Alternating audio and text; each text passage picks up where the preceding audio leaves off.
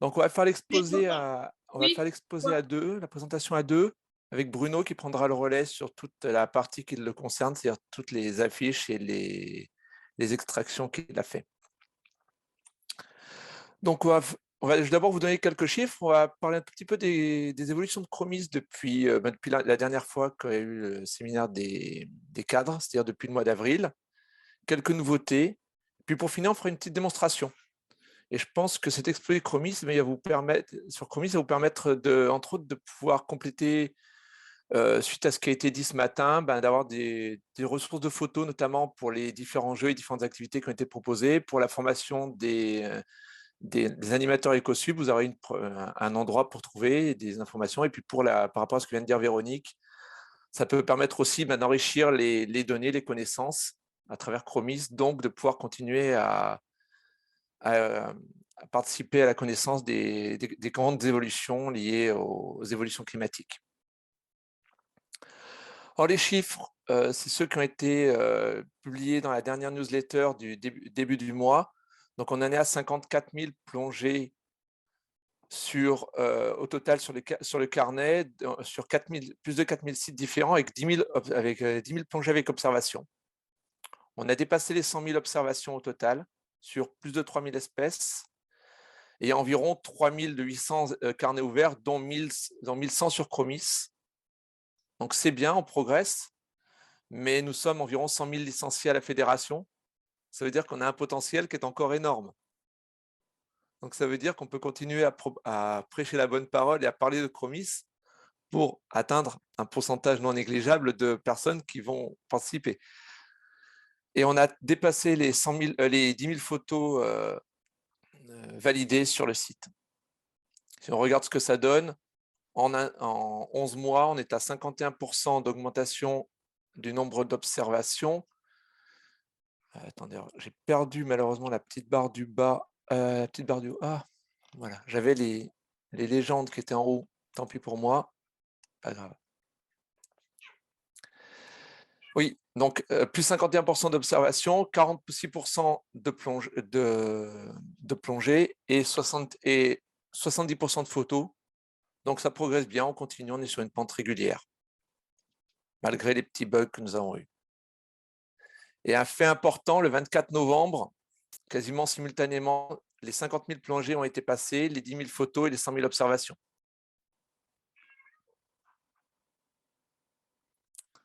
Alors les grandes évolutions depuis le mois d'avril, ça a été une année qui a été assez compliquée pour les évolutions à cause de notre prestataire qui n'a pas toujours fait en temps et en heure ce qu'on lui demandait. Et c'est pas Patrick qui pourra me contredire. C'est surtout qu'on n'avait pas d'argent pour le payer, Ouais, hein, donc d'accord. lui Donc, il y a déjà eu la correction des bugs d'envoi des messages pour les photos à valider pour les validants. Enfin, et après pas mal de galères, il a été corrigé. C'est une très bonne nouvelle. Il y avait eu toute une série de corrections de bugs qui avaient été de bugs de diverses redirections sur les pages bleues, des bugs. Et puis il y avait la possibilité de mettre en attente les photos en validation pour les validants et d'expliquer les raisons de ces mises en attente, et c'est opérationnel depuis quelques jours. D'ailleurs, pour info, pour les validants qui sont en ligne, il y a eu un message explicatif de Patrick c'est pas encore avec installé, hein, c'est pas encore euh, installé. c'est Ils pas- veulent faire toutes les installations en même temps, donc celle-là va attendre 2-3 jours de plus. parce que pourtant Patrick, je les ai vus en ligne hier en allant voir. C'est une validation. C'est pour ça que je les ai mises, hein. Ah, J'ai compris la mise en attente, on peut la faire depuis 1 an, D'accord, mais ou plus, mais c'est la raison, non. d'accord, ok. Merci pour les compléments. Et donc, les évolutions à venir prochainement avec le package qui va être en cours, c'est un niveau supplémentaire de taxonomie pour pour simplifier la saisie et faire des tris plus simplifiés, avoir des listes d'espèces moins importantes. C'est la possibilité de saisir des informations complémentaires pour les photos pour certaines espèces. Et puis, c'est l'affichage d'une carte avec toutes les plongées d'un plongeur et la possibilité de voir les espèces observées par site. Je ne sais pas s'il y a d'autres, Patrick, je ne sais pas s'il y a d'autres évolutions que tu as Non, mais il en. faudrait expliquer un peu pourquoi. Le niveau, c'était à la demande des gens qui font des saisies de grand nombre d'observations et qui, quand ils cherchent, par exemple, dans les cnidaires et qui se retrouvent avec des listes de cnidaires très, très longues en mode supérieur, bah, ils ont demandé à ce qu'on puisse faire des sous-paquets. Donc là, on va retrouver une partie de la taxonomie des cnidaires qui vont nous permettre de trier et de sélectionner, bah, ne voir que les madréporières, par exemple, ou que les zoanthaires, des choses comme ça. Et puis, le deuxième point, c'est à la demande des réseaux aliens qui font le suivi d'espèces exotiques envahissantes sur nos côtes. On est maintenant on participe à 4 de ces réseaux, et ces 4 se sont mis d'accord pour une liste d'informations qu'ils aimeraient avoir en plus quand une photo est saisie sur une des espèces invasives en question. Et ces paramètres vont apparaître après la saisie de la photo. On aura un petit pop-up qui va s'ouvrir, et dans ce pop-up, il y aura un forme de questions auxquelles on n'est pas obligé de répondre, mais qui peut concerner plus de détails sur l'observation qu'on a faite. Et ce qui a beaucoup aidé dans la précision de la qualité de l'observation. Quant au troisième, c'est quelque chose qui nous est très, très, très demandé par les plongeurs. C'est d'avoir une carte mondiale, ou par bassin, selon le choix, de toutes les plongées qu'on a faites, qu'on a saisies dans le carnet, et sur chacune de ces plongées, d'avoir la capacité de retrouver ces observations. Merci beaucoup pour ces précisions. Alors, les quelques nouveautés, vous avez peut-être pu le voir, il y a eu la mise en place d'un comité de pilotage et puis plus récemment l'ouverture d'une page Instagram pour Chromis. Donc le comité de pilotage, je vous laisserai les détails sur le site de la Commission nationale. Il a été établi, il est actuellement de 6 personnes, avec moi-même qui suis chargé de mission, Jacques qui est chargé des partenariats, Pierre Solo qui s'occupe des sciences participatives sur toute la côte ouest et les eaux douces, Pascal Girard pour la partie sciences participatives Méditerranée Outre-mer. Donc, si vous avez des éléments concernant les sciences participatives, n'hésitez pas à leur faire remonter. La valorisation des données, c'est Bruno qui va intervenir après avec les affiches, les éléments qu'il produit régulièrement, qu'on connaît récemment. La recherche de fonds, Bruce Simon qui nous apporte une aide avec son expertise. Puis l'administration technique, Patrick qui est déjà intervenu. Et puis il s'occupe aussi de la page Facebook et la newsletter. Pour la communication, on est toujours à la recherche de quelqu'un. Néanmoins, on a Anne-Sophie Burlot qui nous aide, notamment sur la partie Instagram. Parce que voilà, elle a mis en place depuis mi-février une page Instagram. Alors pourquoi, vous me direz, pourquoi Instagram? On avait déjà Facebook, simplement parce que après échange notamment avec Anne-Sophie, on s'est rendu compte qu'Instagram touchait un public plus jeune, elle notamment au niveau de ses étudiants, les EC, donc c'était un complément. Elle nous a proposé de s'en occuper pour qu'on touche un public plus large. Est-ce que vous avez des questions ou est-ce que c'est bon pour vous? Mais écoutez, je vais passer la main à Bruno pour les extractions. Donc, je vais quitter mon partage.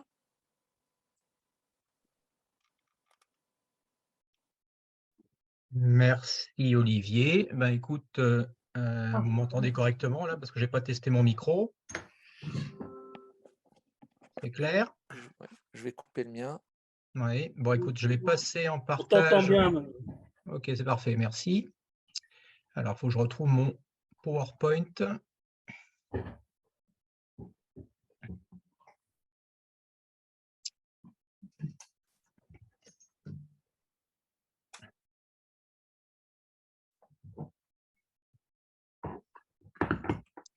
Voilà, bien. Écoutez, donc pour ma partie, je vais vous présenter les objectifs de Chromis et ses supports qui sont élaborés à partir donc, de mes extractions.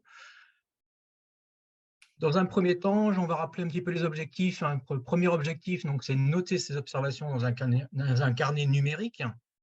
Mais ça, vous le savez tous, en fonction de votre plongée ou en fonction de l'apnée ou de l'enrando subaquatique. C'est un outil donc, de sciences participatives. Et donc, pour cela, il suffit donc de cocher l'espèce dans la liste pour faire apparaître dans son carnet. Sachant qu'on a un lien avec Doris, si on a un doute, on appuie sur le point d'interrogation, on arrive sur la base documentaire, et aussi cette possibilité donc, de déposer nos propres photos lors de nos plongées.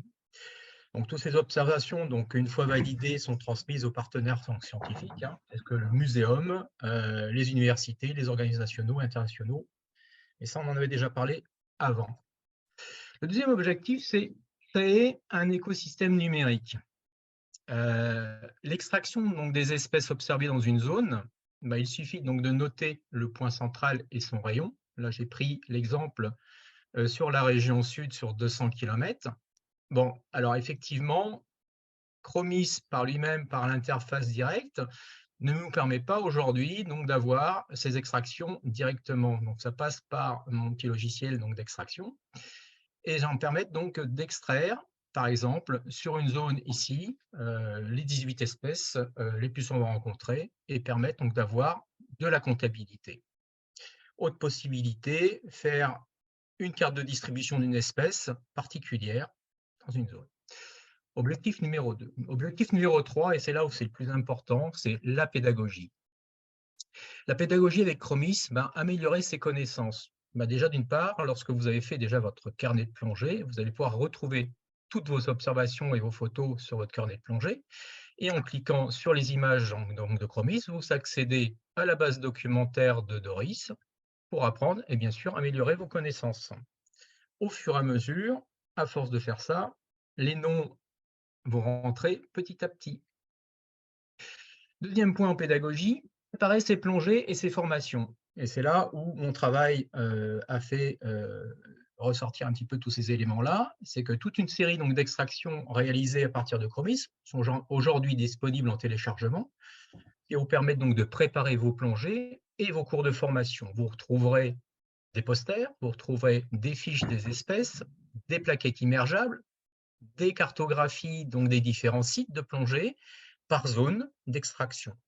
Aujourd'hui, tout est compilé sur un site qui est sur celui de la région sud et qui permet donc, en plus d'avoir des actualités, toute la partie téléchargement donc, de ces documents. Première chose, voici la liste des extractions que vous allez avoir en premier lieu sur le lien de téléchargement. Aujourd'hui, on a à peu près une cinquantaine de zones différentes qui sont classées par région, donc je vais dire région du dossier. Dedans, vous retrouverez la zone ou le site qui a été extrait avec son rayon, le nombre de sites qui correspondent, le nombre de plongées d'observation, le total des espèces, le total des observations, et on fait un petit calcul du taux d'observation par plongée. Et on va s'en rendre compte qu'en moyenne, sur l'ensemble complet des extractions, on a une moyenne de 11 observations par plongée. Ce n'est pas énorme, mais c'est suffisant. En revanche, quand on retombe sur des zones où c'était, je dirais, observé par des gens de chez nous, de la bio un petit peu bien formés, on se retrouve avec des extractions à 50 observations par plongée, voire plus, voire même 80. Les posters. Donc la partie poster, vous allez retrouver donc un poster qui va montrer les 18 espèces les plus souvent rencontrées dans une zone. Tout en bas, vous retrouvez également donc, le résumé du nombre de plongées, du nombre d'observations, du nombre de sites et du nombre d'espèces.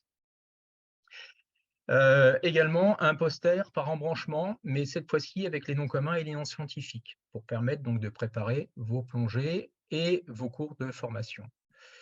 À savoir que ces posters sont imprimables jusqu'au A3 maximum. Si vous avez vraiment un besoin nécessaire de faire une impression en haute définition, dans ces cas-là, vous me faites une demande et je vous génère le fichier en haute définition, puisque tous ces posters peuvent être affichés jusqu'au A0 maximum, et ça a été prouvé puisqu'on l'a fait et ça marche pas mal.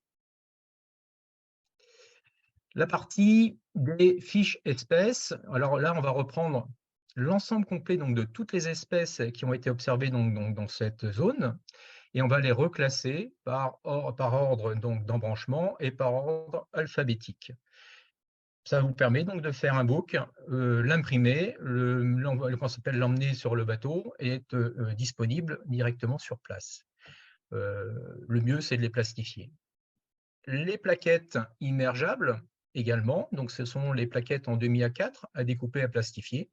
C'est 3 recto verso de 90 espèces, largement suffisant. Et donc, vous pouvez fabriquer tous vos documents comme celle-ci et vous les emmener sur les bateaux. Savoir que les documents en version PDF sont plus interactifs puisqu'il suffit de cliquer sur l'image et vous avez le lien direct qui arrive sur la base documentaire de Doris. Et justement, on est toujours dans la partie apprentissage, amélioration des connaissances.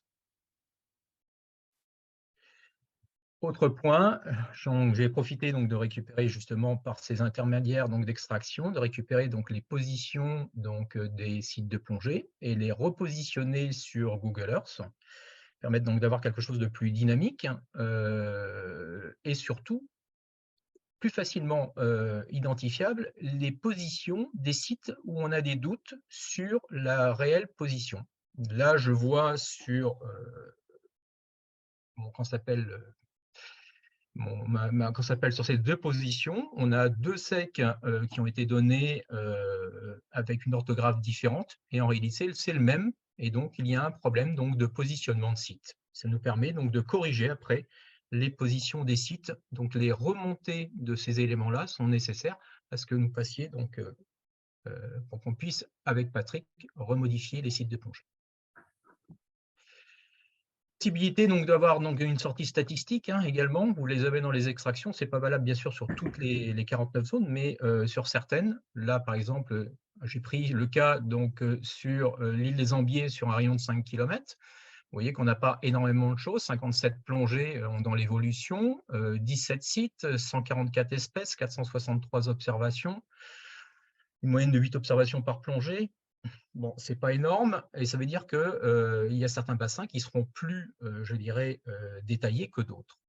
Si je prends le cas sur toute la partie région sud, sur 200 km, on a on s'appelle une région qui est très riche en observations, 2114 plongées à la fin de l'année, 366 sites, 921 espèces différentes, 22 500 observations. Et vous voyez, on est toujours à peu près à 11 observations par plongée.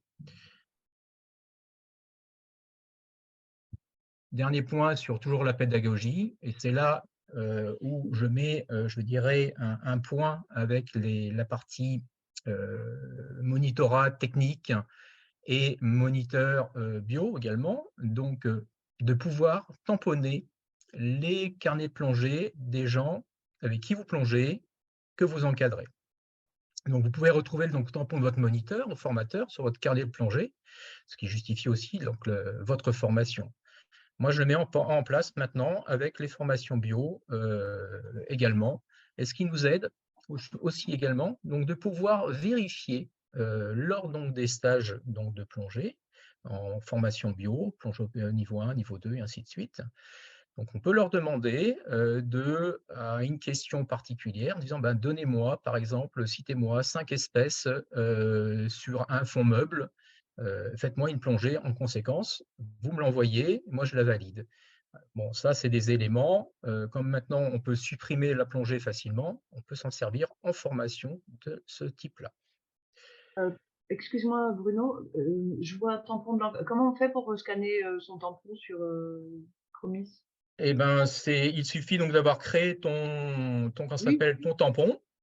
Il suffit d'aller dans ton compte. Mon compte à gauche, ouais. Voilà, et ici, tu fais importer. Donc, alors, vous ne pouvez le faire que si, bien sûr, vous êtes moniteur. Oui, bien sûr. Voilà, c'est tout. Oui. Non, mais parce qu'il y a certains qui vont dire, ah, moi, je ne peux pas le faire. Oui, non, effectivement, vous n'avez pas accès à tous les, je dirais, tous les éléments du menu de Chromis en fonction de votre niveau de plongée. À partir du E1, vous pouvez le faire.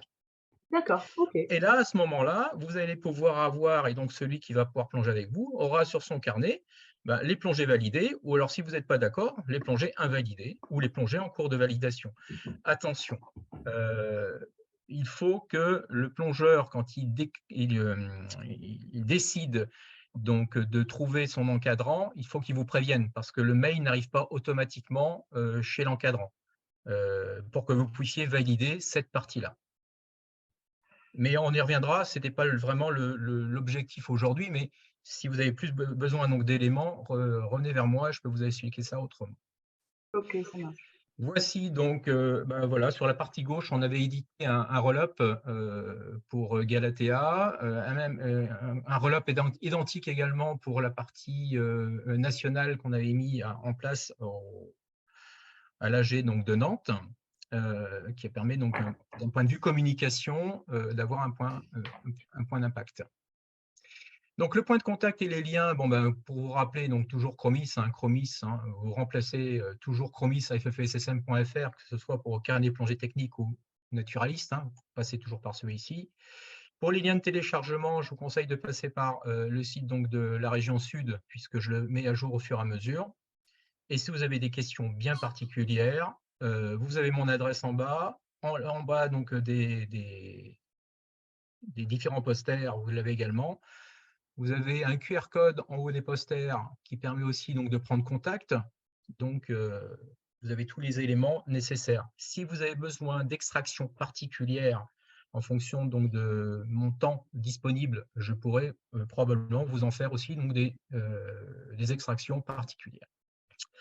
Voilà, est-ce que vous avez des questions sur cette première partie? Non, dans ces cas-là, si c'est le cas, je repasse la main à Olivier et j'arrête mon partage, à moins que vous vouliez qu'on revienne sur une diapositive.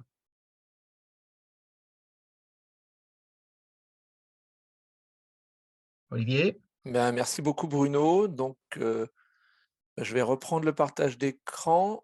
Oui, Ça arrêtera. voilà, juste pour signaler que cette présentation est déjà sur le site donc, de Chromis Région Sud. Vous le retrouverez dans les actualités. Merci beaucoup Bruno pour tes explications.